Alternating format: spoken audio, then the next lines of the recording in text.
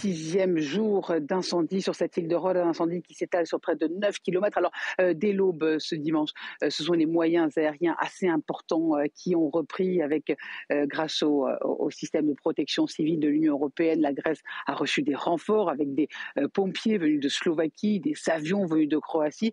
Il y a aussi des avions venus de Turquie. C'est dire si la solidarité, mais aussi si le dispositif est important justement pour venir à bout de ces flammes. Des flammes qui ont touché 3 hôtels, qui ont poussé à l'évacuation de quelques 2000 personnes hier, alors par car, par bus, par camion, grâce aux 3 navires des gardes-côtes grecs, mais aussi quelques 30 embarcations privées.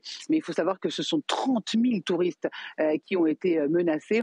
Alors pour la plupart, ils ont dormi dans des gymnases, dans des écoles, dans 3 ferries qui ont été réquisitionnés, dans des structures qui ont été mises en place aussi à l'aéroport de Rhodes. Selon les autorités, tous les touristes font preuve de compréhension.